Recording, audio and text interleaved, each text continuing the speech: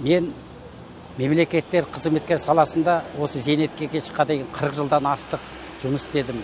Ең алғаш 1982 жылы Семей қаласы финанс-экономикалық техникумын үздік бітіріп, осы Талдықорған облысында облыстық қаржы басқармасына жұмысқа орналастым.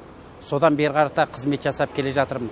Алғашында сол мемлекеттік кірістер бөлімінде бас салық инспектор болып жұмыс істедім. Сол облыстық қаржы бөлімінде мемлекеттік кірістер бөлімінің бастығының орынбасарына дейін қызметке көтерілдім. 1991 жылы ең алғаш осы салық жүйесіндегі өзгерістер бола бастады. Сол кезде мен ең алғаш 24 шілдеде 1991 жылы мемлекеттік бас салық инспекциясы ашылды. Сол мемлекеттік бас салық инспекциясына мен бөлім бастығы болып қызметке ауыстым. Сол 1998 жылдан 2014 жылға дейін осы салық инспекциясында әртүрлі қызметте жасадым.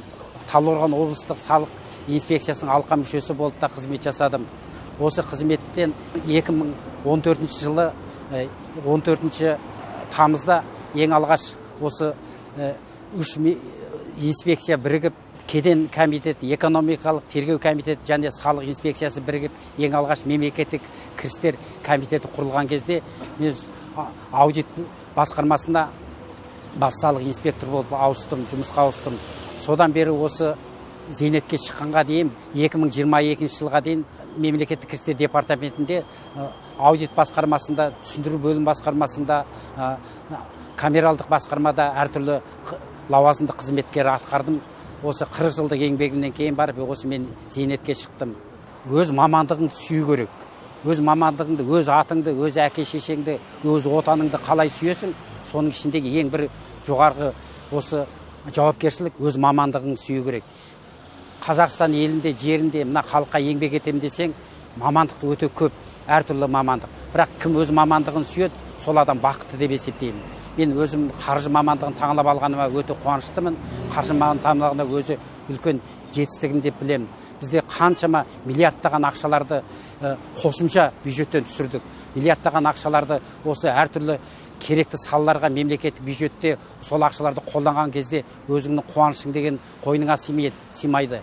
Әсіресе соны бағалап, осы мемлекеттік қызметте өзіңе лауазымды атақтар беріп жатқанда, лауазымды өзіңді марапат құттықтау болып жатқан кезде, солардың барлығы осы өзің еңбегің жеміс екенін білдіреді. Сондықтан да мен жастарға айтатыным, өз мамандығыңды сүй, сол мемлекетке қызмет ет, сонда сен үлкен жетістікке жетесің. Мемлекеттік кірістер департаментінің құрылғанына 10 жылдық болып мерейтойы болғалы жатыр екен. Соларды осы мерейтойларымен құттықтаймын. Осы қазіргі саладағы ең мықты жаңағы барлық фискалдық болсын, компьютерлік болсын, барлық жүйеде де автоматтық түрде өте жеңіл, жақсы жолмен жасалған, жауапкершілік үлкен.